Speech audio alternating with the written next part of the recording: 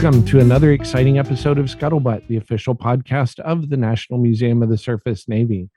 I'm joined in the studio today by Kyle Abe, who I guess is Dr. Doolittle now, no longer the cat whisperer. He must have broadened the scope a little bit. He had something to do with some other kind of nasty chemical, didn't? What were you before? You've had like multiple nicknames now. He was Captain Roundup for a while. Captain Roundup, that's what it was. It's just a rotation of nicknames. Yeah, just okay. Absolutely, like we have Nuts and Bolts. Nuts and Bolts, our chief operating officer. He might need a new nickname. Do you need a new nickname, Mike? No. My original one was Mikey G. And Mikey G. Yeah, that was a funny one. I've shared it before, but it had something to do with boats. And basically, well, we'll stop there. It's a boat story. There you go. It's a boat story, yeah. I was going to say, anytime you get into call signs or nicknames, you get yourself in trouble. Moran Fengler is our producer. My name is David Canfield. I'm the tech guy.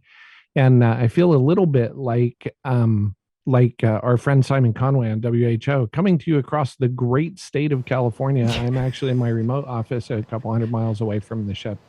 And so we'll see how this works today. What fascinating modern world we live in. It is. Quote from the movie. Yeah. Master and Commander. Yeah. There's so many comments. Well, that kind of starts our theme for the day. And which is? We're talking about nautical terms. Because we made a comment at the beginning of a podcast several back about the word scuttlebutt and where it came from and etymologies of different words from sailing and things like that. And so we decided we'd just go at it a little bit. And people actually put comments in about scuttlebutt on that particular podcast. And you guys were right.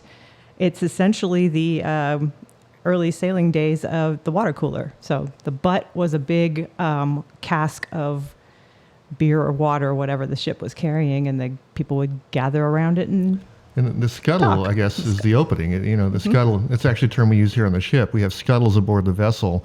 They tend to be these round scuttles for humans to move through. And there's probably other scuttles here as well, but that's the actual term. And so I was surprised by this, actually. I didn't really know what a scuttlebutt was. I thought it might even have something to do with cigarette butts, for all I knew, but, or something else I shouldn't talk about. But it was kind of interesting. And there's so much etymology that really does come from the maritime world. That I'm not surprised by. Well, we figured it was older than cigarette butts because, as I'm fond of saying, the Navy, 247 years of tradition unhampered by progress. It was probably quite an old term. So we had a couple other ones we wanted to go over. David, you brought up Cup of Joe. So I did, but before we leave Scuttlebutt, most people know that Scuttlebutt is the water fountain. It's also rumors, and because that's what's traded around the water cooler. So, Cup of Joe. So I don't remember Joe's last name, but the rumor legend goes Josephus Daniels. Josephus Daniels. That is the person responsible for removing grog or rum from United States Navy ships. And sailors, at least when I was on active duty in the United States Navy, are obsessed with coffee now. And it is known as a cup of joe because they can no longer have their grog, so they have coffee instead. Yeah, Thank you, Josephus Daniels, for ruining that tradition. Yeah, it's the Navy form of prohibition, basically. It was 1913. Which continues. Yeah. It was in 1913, and it was Order 99. Yes. What's funny, actually, going back more than 100 years before that even, at least, having alcohol aboard vessels was, in fact, so normal. Yeah. The water was horrible. They had a rum ration, too. Yeah, they had the rum ration. And it was so interesting when the Canadian ships have visited here. We've had the great experience. David, you and I have shared that with, was it moose milk, or what's the name of it? Well, moose milk is a thing, and every Canadian ship has its own recipe for it. Yeah, and amazing alcoholic beverage. But illegal on U.S. Navy ships still to this day. And I've heard all kinds of stories of even having beer bashes on the barge next to you or on the dock or whatever, as long as it's not on the ship. That's the issue. If you're underway for 100, it's either 90, I think it's 90 days straight, they give you a beer day where you get all of both beers that you have. Yeah. So that creates an instantaneous black market on the ship. And my dad was funny. He was, of course, on the Battleship in World War II, and he was a lookout initially in the war, and then he ended up as a cook, but still worked on a gun because battleships had so few people. You had, like on this thing here, you had 800 people that actually operated weapons out of 2,500. So there's a lot of people involved in guns. But he was a cook, and so when they ran into Ulithi, he got to go ashore to set up for cooking. And the first thing they did was drink beer because that's what he was able to do. They'd run their boats ashore and get set up for the crew to come out and have their little party on the beach. And speaking of cooking, the next one we're going to talk about is Charlie Noble. The Charlie Noble. That one's new to me. Don't I've sit heard on the name. Charlie Noble. It hurts. Okay. I was going to say, that sounds like it would smart a little bit. It does.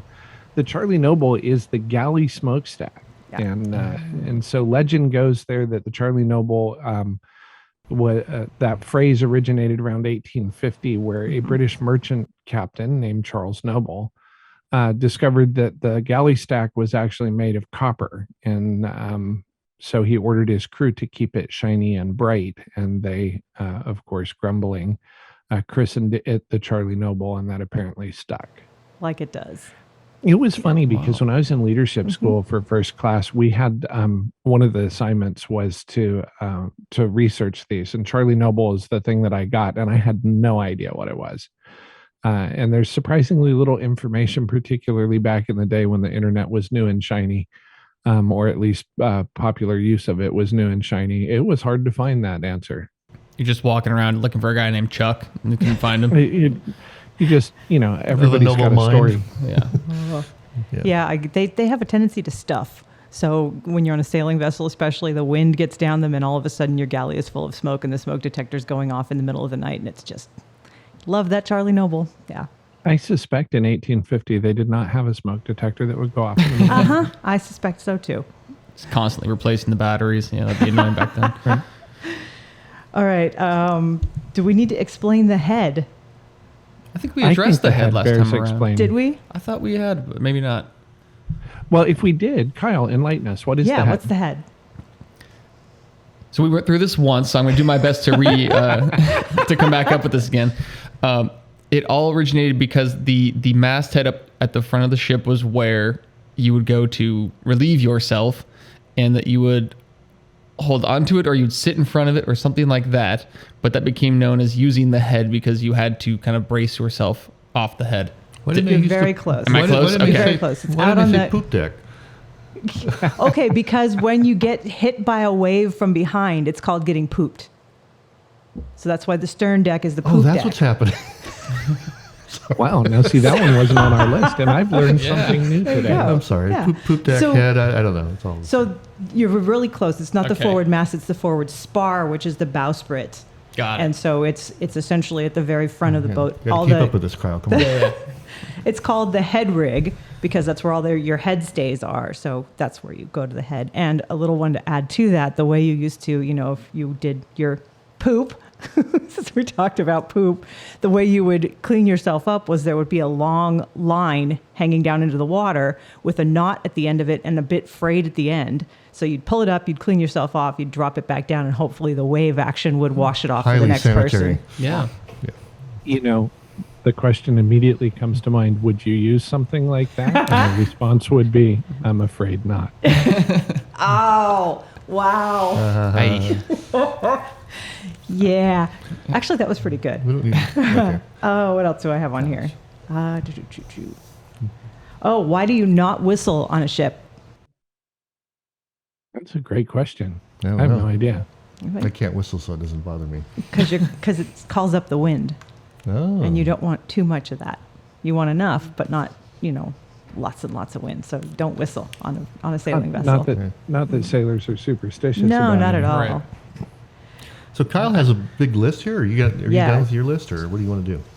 Yeah, I want to do don't sweat the small stuff real quick. That actually comes from square riggers because the higher up the mast you go, the smaller the yards get. And to make them tight, they use a process called sweating, and it gets the line.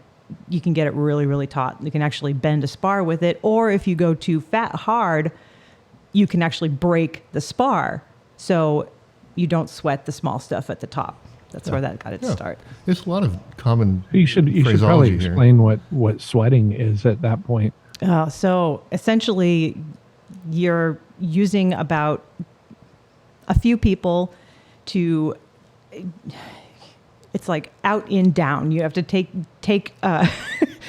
I don't even know how to put this into words. It's a visual thing. But basically you take the slack out of the line really, really hard with several people. And it's what you and I tighten do it up up. on the, we actually do it on the mast, or you taught me on a the little mast. bit. Well, you we're know. not really sweating. We're just We hauling did it a couple in. times, and you're pulling Yeah. sideways on the line, which pulls it up, and then you take up the slack really fast. Exactly. Yeah, and you have to- So you're not pulling on it longitudinally or along the axis of the line, but rather against it, which is easier. You can get more leverage, and you Mm-hmm. Yeah. can pull it, but it's really incremental. Yeah. And you taught me that. I mean, I hadn't had to do it on the deck of any of the ships I worked on.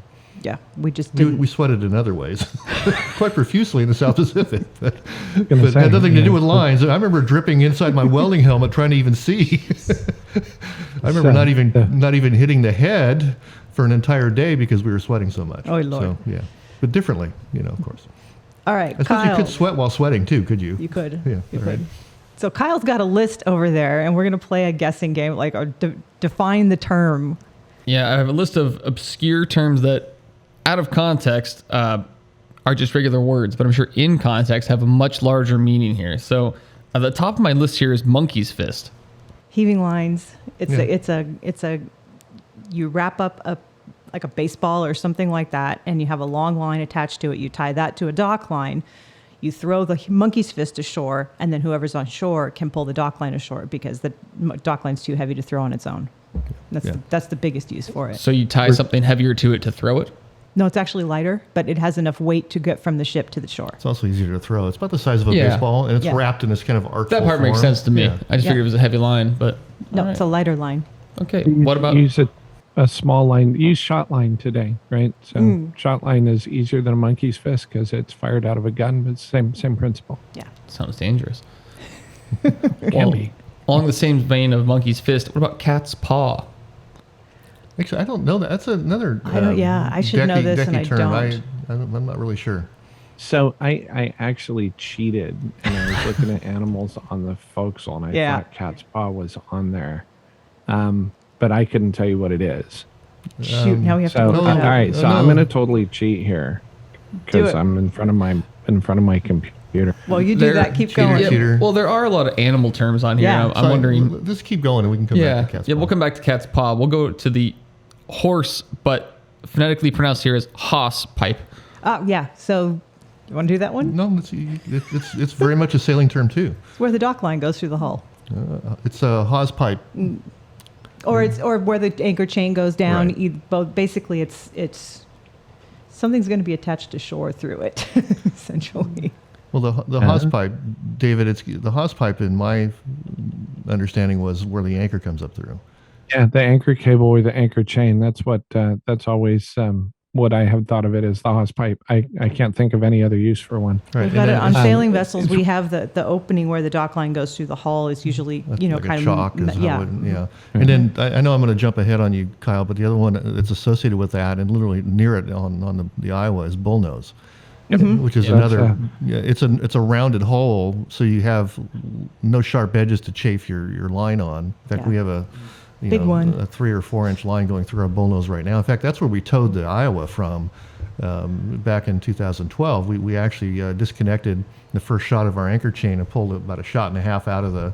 By the way, it's a shot. That's another term we can talk about. But pulled a shot and a half out through the bullnose on the center line of the ship, and then use pelican hooks. We're going to get to that in a Yeah, moment yeah. to attach the chain to it. So, but Kind of the center funny. The line- bullnose is really just a forward-facing hawse pipe. It is. Yeah, And When it you can be think used about for it. chain. In It's fact, used for towing and Yeah. the Aegis cruisers have a forward-facing anchor, and I'm like, is that a hawse pipe or is it a bullnose or is it both? yeah, that's Horse a- nose. Well, there's a lot of horses. You're welcome, for Navy. duty, You got a right? new term. Why the long face? Hey, cat's paw, by the way, is just a light breath of air. I'm surprised our sailing person did not know that. This Well, is the Hey, hanging. calling you out, Moran. ouch. I figured that was just the what was before the rabbit's foot. It's kind of good luck hanging from a. I thought there was 4 cat's paws and a cat. I don't know. Well, As far as I can go. I had a Go ahead. four polydactyl wisps cat of air. once. She had a paw and a half on each leg, so Oh, I've known a cat named Tripod. there you go. well, speaking of cats, how about a wildcat?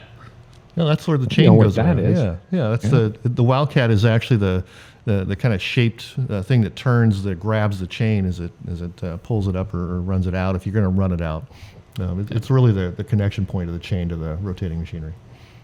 You can do it with a line also. It does not Yeah. have to be chain. We have Wildcats actually in the turret that help with the bar buckling gear to move the rounds around on the shell decks. We'll probably call those Yeah. capstans. I don't know. Yep. That's what I would call Same it. thing. And there's a really inappropriate name later, which I won't talk about. But Good, good. Gypsy Head is one. I don't think that's too inappropriate. Yeah, it's dated, Yeah. but yeah. But there's a truly inappropriate one that I will not get to. Yeah. Well, the next one on here, I feel like I just say on a somewhat regular basis, working, but whelps. Whelps. Oh, whelps. Well, Wow. something to do with tying lines, I think, and I don't Yeah, I remember would what it think. was. Gosh, I don't know. Somebody that get one. out a magic phone.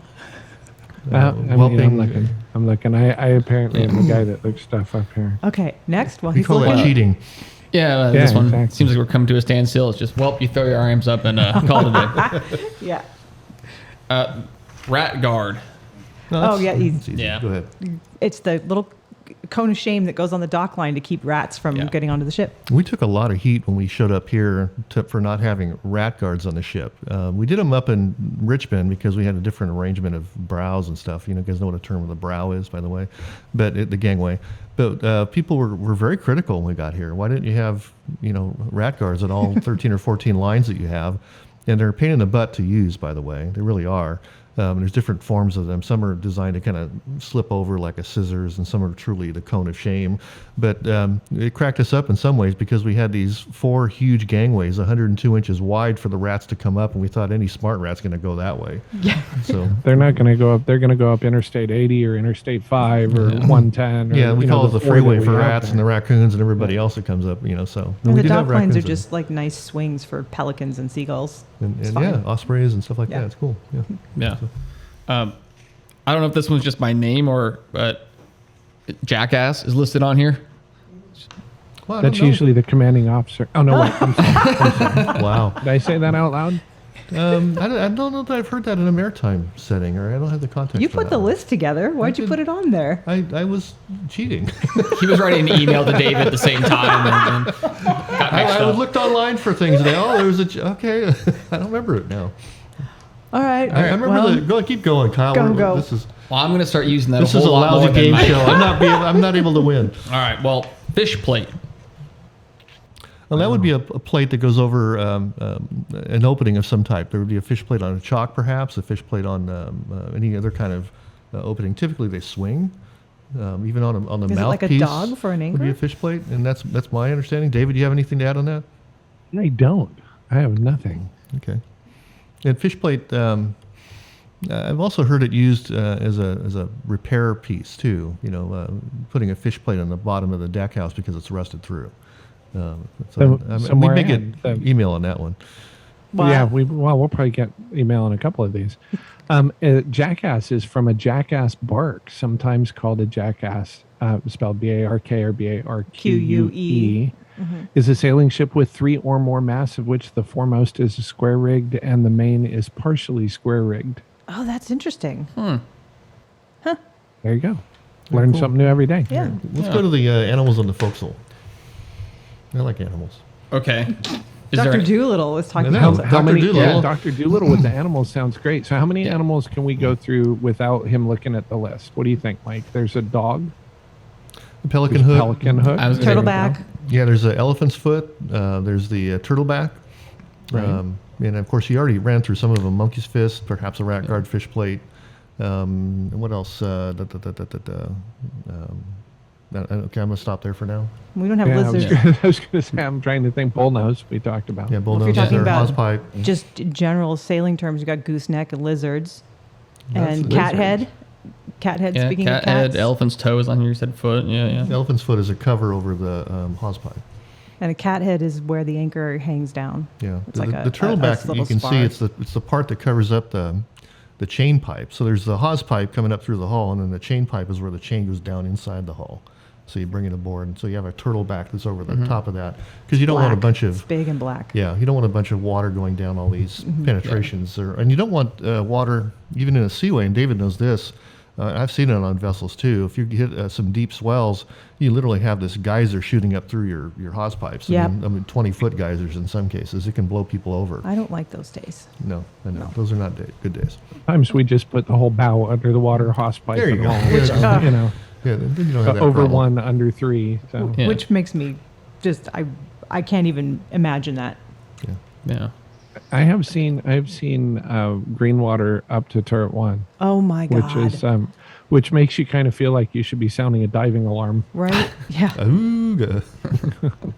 All right. Yeah. Do we miss any? We got something on there? Those are the core ones on the list. But I'm wondering how did the Navy start in on all of these animal names? Is this, I'm looking at a zoo here in front of me, and is this like relating back to like Sailing Noah's days. Ark or something? Is paying homage It's to one all stuff. the That's actually animals? pretty Little funny, by things- the way. Noah's Ark is a funny concept. Yeah. But little is things actually. like cat heads, I don't know why, but almost every cat head I've seen actually has a cat's head on the end of it, like a brass Yep. or whatever at the end of it. So Yeah. I don't know if the term came first or they started doing that first. That is, if you look up the etymology on that, it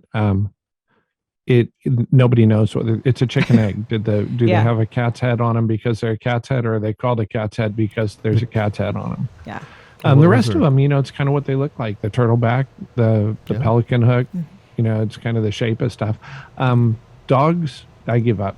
Yeah. I don't know why dogs are dogs, but they are. And then that order dog it down too is like, Yep. Yeah. Elephant's foot looks kind of like an elephant's foot often, and what does it do? Ours actually, it protects the hose pipe from people from falling through, which we have a really We like funny that. story on the hose pipe, David, which I'm not sure we can repeat here. That's a hilarious story. No, we're not going to do that. But we'll Probably talk not. about it. I'm not going to say what we actually said. We were towing the second day of the first tow out of Sassoon Bay because the first night we were, look at him, he's losing it. I really can't talk about this, but But you got I know people are going to be asking questions. Gonna The dance around first it. day we got through the bridge, and that was a heck of an effort. And so we just spun her around and tied her up to the Benicia car dock. And that was an amazing night, by the way. And I should mention this: we were sleeping aboard. We had no power on the ship, completely dark. I remember sleeping on the couch in the wardroom. And basically, often throughout the middle of the night, you would hear this huge bang, as if somebody was hitting the hull with a sledgehammer. I'm not kidding. And it was a horrific sound. It was huge. And all we could think about, because there was nothing moving, she's sitting, pretty calmly up against this dock, but she hadn't moved for 10 years. And here she was in a new location and a new temperatures around where she was at. And we could only think or surmise that pieces of her steel inside, the hard-mounted armor perhaps, are actually just starting to expand and contract in a different way. And so she would just crack. It's like cracking your just your stretching joint. and waking up. Yeah, and It that's was exactly waking up, how we exactly. Yeah. that's exactly how we interpreted it. But then the second day of the tow, we went from Benicia Car Dock all the way down around to the inner harbor at Richmond, and we were flying down the Carquinez Straits. I mean, we were doing 7 knots. I'll never forget Nice. that. And I was up on the O11, and I'm not going to tell the whole story, but we had the bullnose was wide open, and in fact the hose pipe, we'd cut the chain off on the starboard side, but I don't think it still had the chain in it. But the bullnose was wide open, and we had a guy up there, an older gentleman, no. who was up there, and we're like up on the O11 going, dude. Somebody needs to get Mr. Landgraf. Yeah, That and- was the thing. Yeah, and he had a different first name, but he was up there next to it, and then also we were trying to keep people away from the lines from the tugboats. Oh, 'cause yeah. we had 4 tugboats. We had 16,000 horsepower tugboats on the ship. We had one in the stern, just pushing her basically, which is hardly necessary with the outgoing tide. But and then 3 other tugs on our side, and we didn't want anybody near those lines No. in the bits. So we were trying to keep people clear of things on the deck, and he just ran up there, and anyway, so somebody had to go get him. We'll stop there, right, David? Absolutely. That was funny. And then the other hilarious thing, which I can talk about, was I think it was Bill Maggio. We were talking about, I think Dan even asked, "Where's the bullnose?" And Bill goes, "It's the pointy end." When he said that, I cracked up. When I was at the boat unit there, not too far from where we were moving, Richmond Inner Harbor, we used to work with the Coast Guard all the time. And they were really good sports working with us in the Navy, because they're like, we're really not Navy. So we'd have to have a Coast Guard writer on board because they were law enforcement. And so whenever we cast off, I would, I'd do the whole cast off forward, cast off aft, cast off forward.